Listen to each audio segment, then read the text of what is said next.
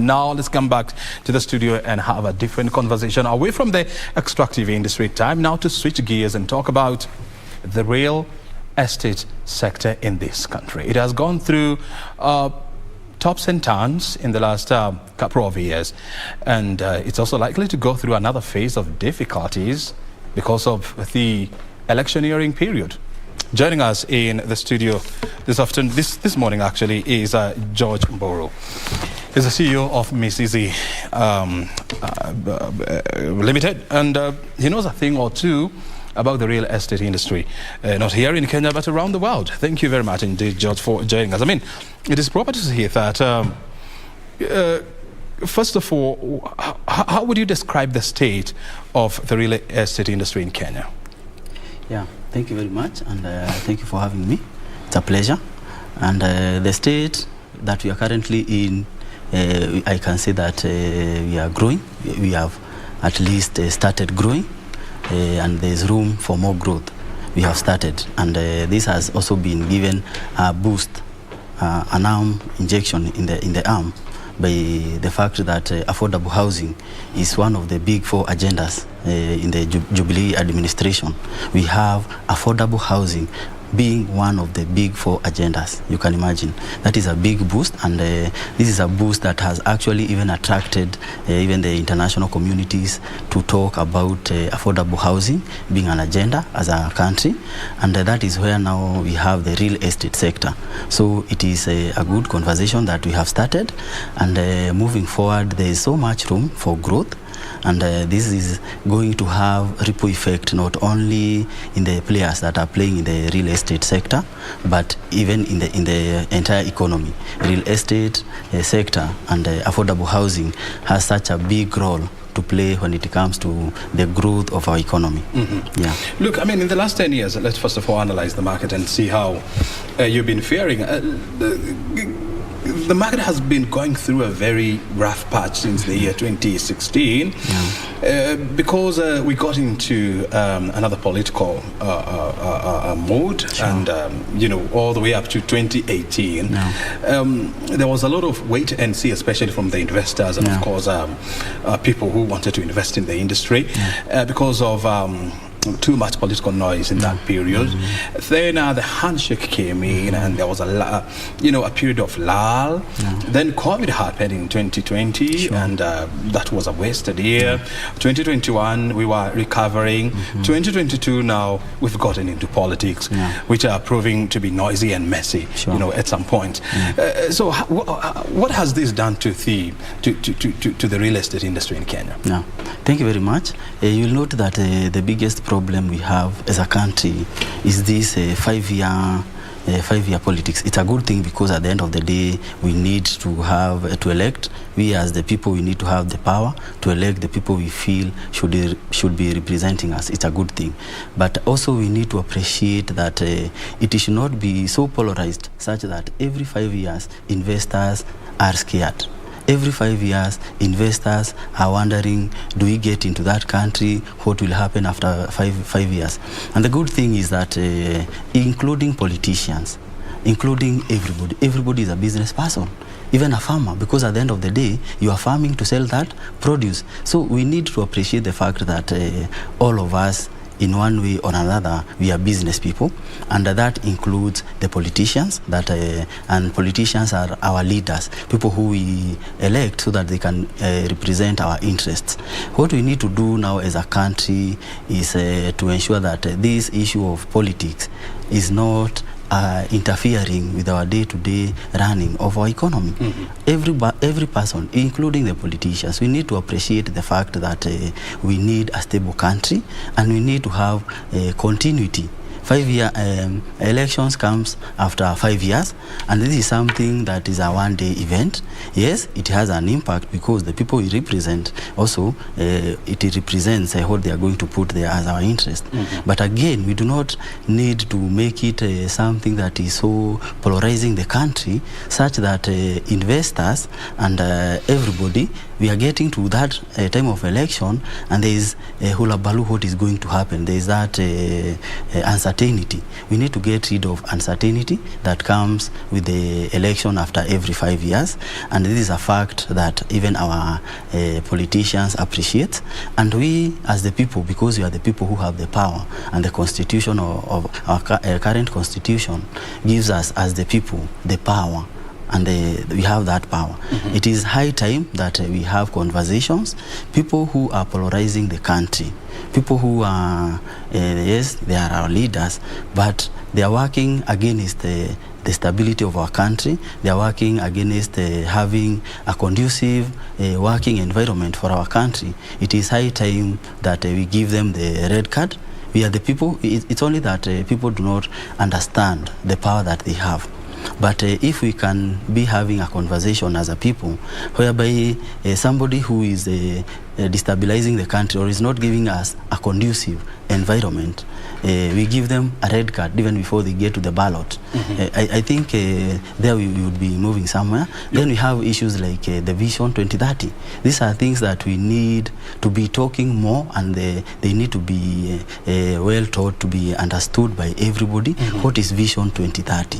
What are we talking about? Because you find some of these things they are things that very few understand. It has a few elite people who understands what is exactly Vision 2030, and I have a feeling, and I believe the people who are coming up with the Big Four agenda, they highly borrowed from the Vision 2030. That is where we want our country to go. So we need to disseminate this information, and it's good. I'm happy like you are inviting people like us, Mizizi Africa Homes Limited, to come and have this discussion. Yeah, because we need something like Vision 2030. We need to clearly understand. Yes, we are saying we need to be a middle income earner as a country. What does that mean? What does it entail? It entails us to have a stable country, a country whereby we can be able to attract investors. And you know that countries that are in turmoil, their resources are taken away by force or because of that civil wars and such instabilities. But if we have stabilities, we'll be able to get value for what we have, our resources. You see, I mean, from around the year 2005, 2007, thereabout, I mean, when you look at the real estate industry in Kenya, was growing at an average rate of 15-18%. Then, things somehow cooled down at around 2012. We started seeing, growth slowing, and now we are talking about a growth rate, an average of about 9 to 10%. Do you see the industry going back to the super growth era of 2007, 2006, thereabout? Yeah, sure. Thank you very much. It is very possible to go back to the growth trajectory that we were at, and it is very possible. The thing that the Corona period was a period of learning, and we learned that for sure even the government needs us as the people. We need the government, we need each other. You remember that when Corona came, when that period, people were not even coming out of their homes, and whereby if somebody coughs, people are running away. Things have been destabilized. The way things were known previously, things have been destabilized. Now the digital world has become very vibrant because of that period. Now what we need to do is to take the lessons that we have learned with Corona, and we have learned that for sure the world has become a global village. There's a time that you talking to somebody who is in America was something that was so difficult. It was not that easy. Somebody traveling to any part of the country, it was not easy. And now with the way things were closed, it was a time to reflect, to learn, and if we can take the lessons we have learned, the most important thing for starters is the government, and to be specific, the politicians. They are there to serve us. The first thing is that they are there to serve us, our interest as the people. So the first thing we need to do is to ensure that we are the politics, we are having people who actually can be able to represent our interests. So we need to sort out our politics first. Our politics, that is one thing. We need, secondly, to have a conducive environment. Then from there, we need now to start engaging other partners, other foreign investors. We need to open up our border so that we can have a working environment. We can be able to extend our business. Like, let's say Mizizi Africa Homes Limited, we are able to have a bilateral relationship with, let's say, Uganda, let's say Tanzania, Ethiopia, because these are countries that also they are going through our problem, the same problems. For example, if it is the issue of housing, the issue of housing is something that can be such a big income earner for our country. If that economy is given a boost, and we have policies, we have seen policies that have been set, land policies, we have seen things like the KMRC, whereby people are able to be given refinancing, mortgage refinancing, and such policies. If such a ground is set and people are encouraged, more developers are encouraged to get even into counties and out of the country. For sure, this is a sector that if we concentrate actually with the big four sectors, and we not only give those services here in our country, and we're able to export the same to our neighboring countries. And you know, as a Kenyan, we are blessed by very educated people. We are blessed with technology. Our technology is even actually being bought even in the other continents. Yeah, you know, something like M-Pesa has gone actually to other continents, Europe, America, and all that. So people are borrowing from us what we have. So if we can be able to sell this knowledge we have gotten and the experience we have, like for example, nowadays we are selling even people not selling per se, but we are taking people to other countries to go and knowledge transfer. Doctors, knowledge transfer. For one, Kenya, we are blessed with, especially people who are educated.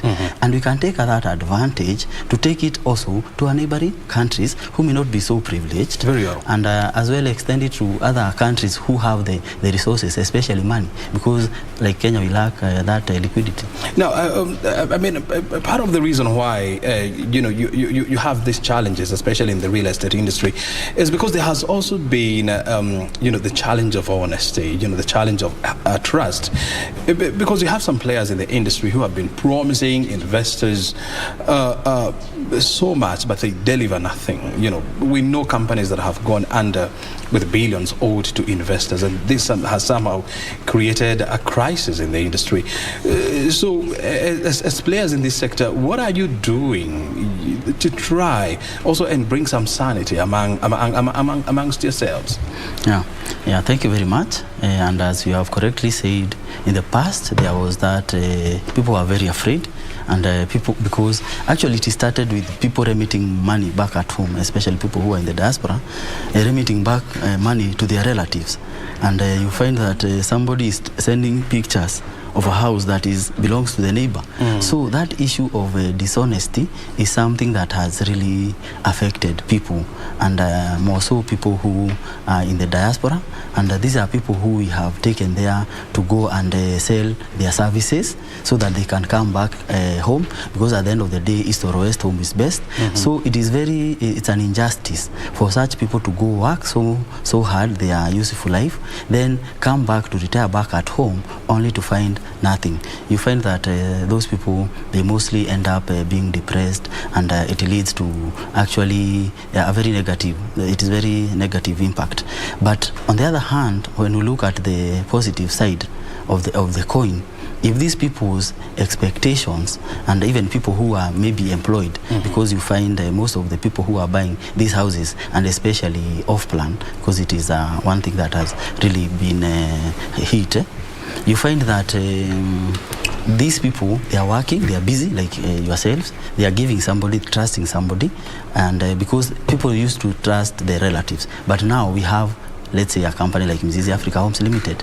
So if again you discourage those people, we are killing our economy. So what I can encourage, let us, for example, we as Mizizi Africa Homes Limited, we are standing in the forefront as the first private developer who is doing affordable housing and delivering. Because if we deliver, we are going to restore that confidence. And again, we want also to encourage even the government. People who are doing very well, like Mizizi Africa Homes Limited, let them be given that support. Those who are doing badly, let there be rules to regulate them. Yes, people have invested. What happened to that money? If that money was channeled to maybe private use, that private investment is taken back by the government and the rightful people who had invested. Yeah, something of the sort. We can have. Yeah. The other day I saw, housing principal secretary Charles Hinga saying that since the affordable housing project were launched in 2017, about 2.8 trillion shillings has been poured into this sector. And this has gone into a number of projects. I think he was talking about 258 projects, which are scattered around the country. Do you believe that the private sector has been very enthusiastic about the affordable housing project, and are there things that needs to be done to spur more investment in affordable housing? Yeah, thank you very much. You'll notice that for sure the government has done its part, and now the private developer needs also to be encouraged, because affordable housing, the government is not able to complete on its own, because the demand is so high. With the statistics that was done, so that the affordable housing was made one of the big 4 agendas, there was already a deficit of 2 million houses as the research was being done, and every year 200,000 units are needed every year, and the government was promising to do 500,000. So you see, even if the government was to deliver the 500,000, that would only cater for maybe the deficit of 2 million to a tune of 500,000. So there will still be 1.5 million. Then to top on that, there's the annual deficit of 200,000. So you see now the encouragement to the private developers. Yes, the private developers, and we as Mizizi Africa Homes Limited being one of them, we are enthusiastic, and we have embraced the vision of the government, the Big 4 agenda, one of them being housing, and we are very enthusiastic.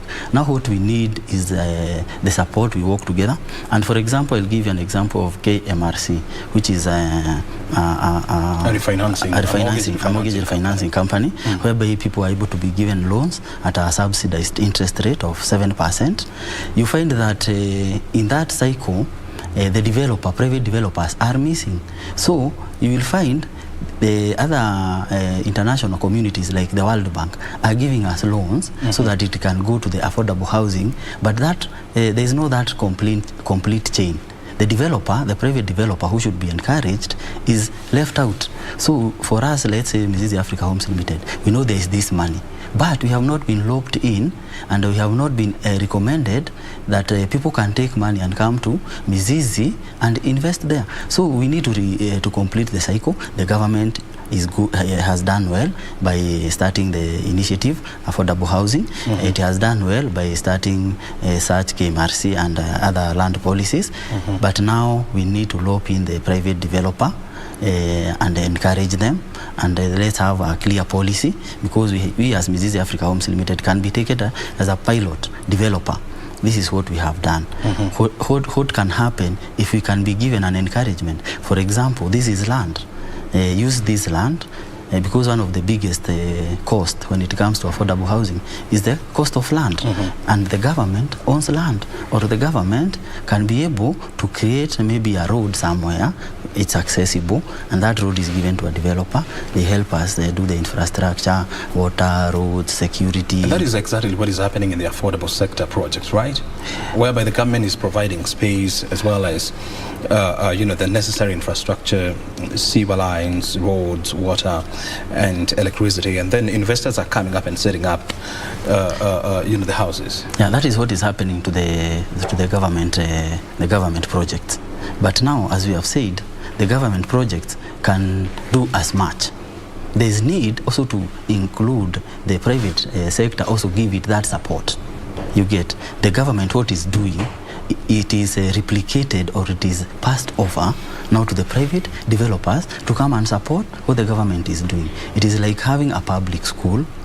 The government does the public school and it does well, but at the end of the day, there are many pupils who need to go to school. So the same case, And because of that, there comes private schools and even private hospitals. And these private hospitals are given the support. You feel like if it is a hospital that needs this machine, they can be given, it can be leased to them, and what have you. So if that same, whatever the government is doing, because it has seen it is working, as you have said, if that now is passed on to private developers, let's say Mizizi Africa Homes Limited and others, so the players are many and they are supported, and there's our support. For sure, within no time, we are going to be able to achieve one of the big four agendas, which is affordable housing. And with affordable housing, it's not only about homes. There is so much more, because like the money you have said, that money is going into manufacturers, that money is going to pay people, that money is not only going to the developer's pocket. It is going to, it is touching actually on every other sphere of the economy, including food. People who are working, they need food. The farmer will be able to sell. There is need for water, construction. So real estate sector and affordable housing is not a standalone project or agenda. It is an agenda that is touching on all the rest, including security. When people have jobs, there will be no cases of insecurity. Yeah, so affordable housing is not something a standalone. This is something that is touching on all the other spheres of the economy. And you see, the government has set up the Kenya Mortgage Refinancing Company, which is offering a rate on interest at about 7%. This, when you compare it with the market rate, which is about 14 to 18%, depending on how you look at it. So why aren't we seeing many private developers, going to KMRC, getting loans and putting up houses outside Nairobi and Mombasa and Kisumu? Yeah, thank you very much. That's a very good question, and that is something that we are calling upon. Even the KMRC themselves, the government, let us loop in the developer. Because at the end of the day, we have the money has been given, and people have the need. People need to go get that money so they can invest it somewhere.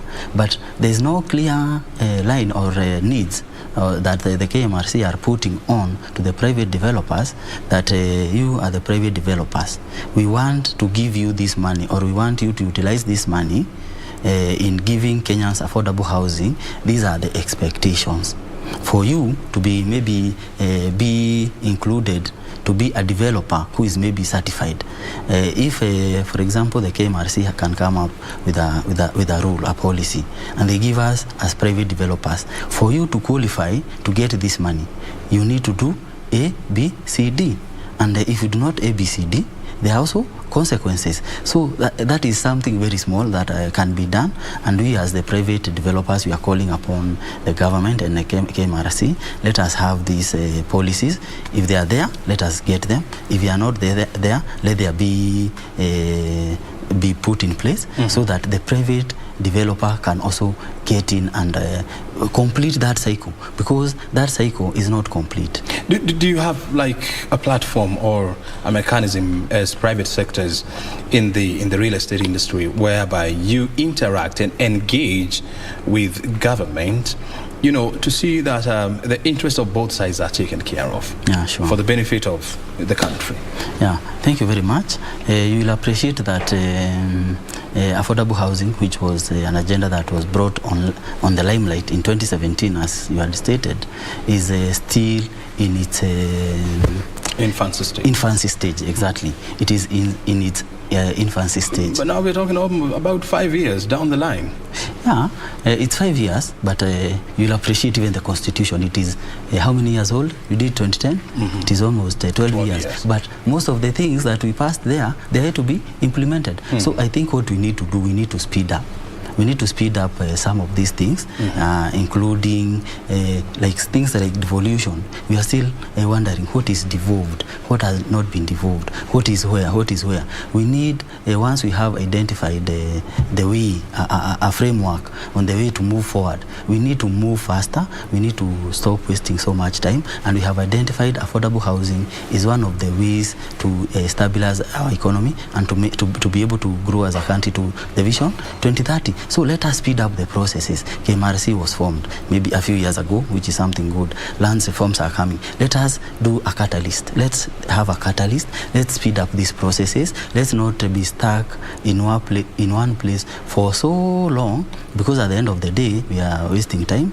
And yeah, so that forum, I think it is long overdue. We need to have a forum whereby the private sector and the private sector in real estate have a forum with the government. The government comes and listens, they take notes, we see together, and we formulate the working mechanisms, and we hit the ground running. So yeah, that is something that is long overdue, and we as Mizizi Africa Homes Limited, we are calling upon every stakeholder. We join hands, we in the private sector, we join hands.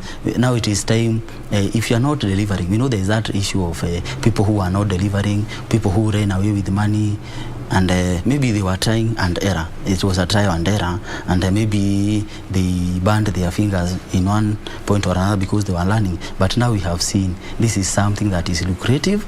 This is something that we need to see together so that we can tap. It is one of the biggest ways of remitting money from the outside world. I don't know whether you know that. It is one, real estate sector is one of the places which is attracting foreign investment so much. Actually, when you look at and I want to back your arguments with the facts. When you look at the Kenya diaspora remittance report, you realize that a lot of people in the diaspora, they send their money for food, education, health, and houses. Sure. Okay, so it is a critical component when it comes to spurring more investment from the diaspora. But I also want to hear from you. I mean, when you look at and you mentioned these numbers, we, even though the numbers now are a bit higher, you talk about 2 million housing deficits in this country, but now we're talking about almost 3 million because of population growth. And every year we are still adding in. The demand is going up by about 200 to 250,000 units every year. So what do we really need to do to, number one, fill this gap and ensure that even future generations, even those who will be added into the population in the next 5-10 years to come, they wouldn't have to struggle so much, to get a house? Yeah, thank you very much. What we need to do now is we start, when you want to get any answer, you always start from the known as you move to the unknown. And now we have, like Mizizi Africa Homes Limited, we can be taken as a project or as a pilot project, whereby this is a private developer who is doing it. With some support, they can do it even bigger. So what we need to do is accelerate on what has been begun. Yes, there have been lessons that have been learned. There are people who have failed in the past, and they are, as opposed to us demonizing them, demonizing the sector, because we can also say, let us demonize the sector. This is a sector that is full of con men, is full of quacks. And again, if you look at the other side of the coin, it is a sector that can open up our economy in such a big way. So what do we need to do? We need to look at it. What was the problem?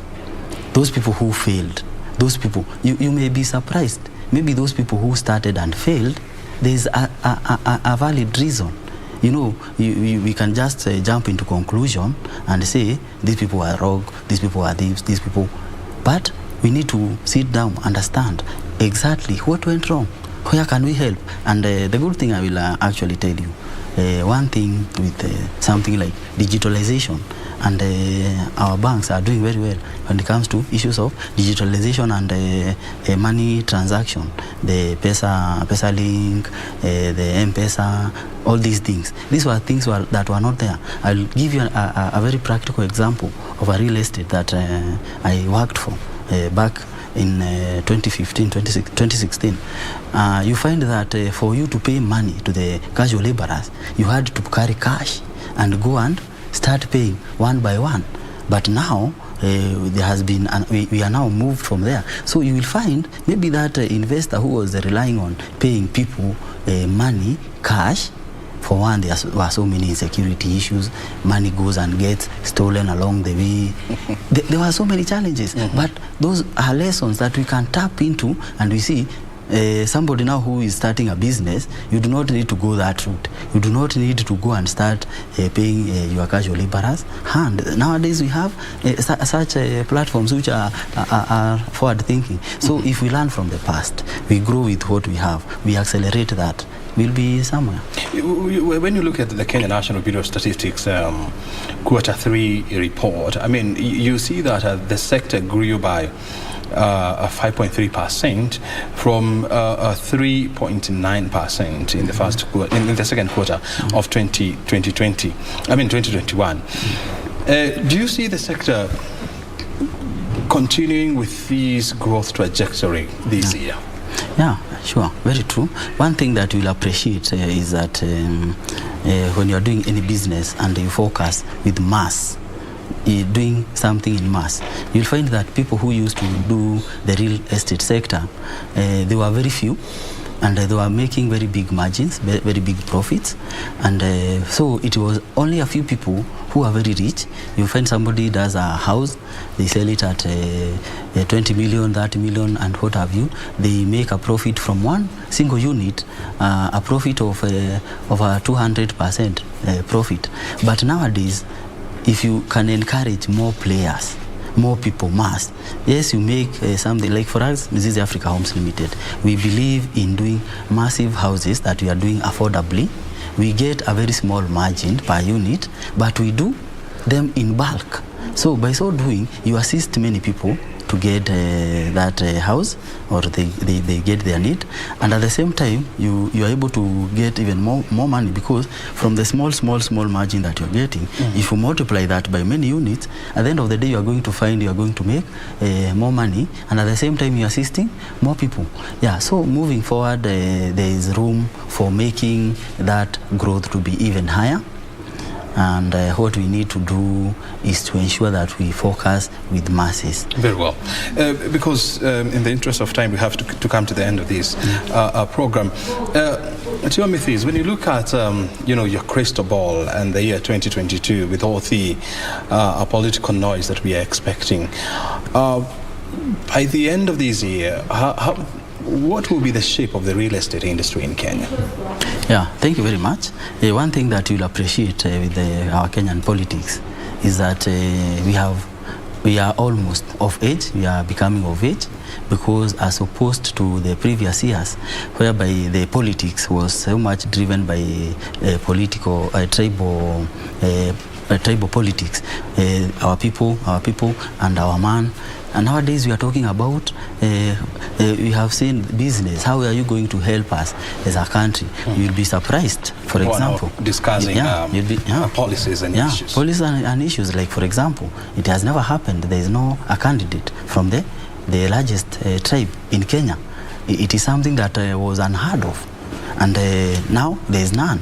And people are looking at who can give us that enabling environment to do business. So we are becoming of age, and for sure it is something that even the international community has noted. We are not now so tribal, because previously what you are thinking is who is the next man next to me from my tribe. Yeah, so we are growing, and I believe even after 2022 we are going to continue growing, and for sure we are going to be taken now as a pilot project as a country by even other African countries. George Mburu, thank you very much for finding time to be with us, and of course for sharing with us your insight. Pleasure. Asante sana. Well, we must come to the end of this program. Thank you very much indeed for finding time to be with us since 10 a.m. this morning, and of course now it's coming to 12. It's coming actually almost noon, and guess who is coming up next? It's Gladys Mungai with Kurunzi. My name is O'Brien Kimani. Thank you for your time. We'll see you again next time. Enjoy the rest of your afternoon.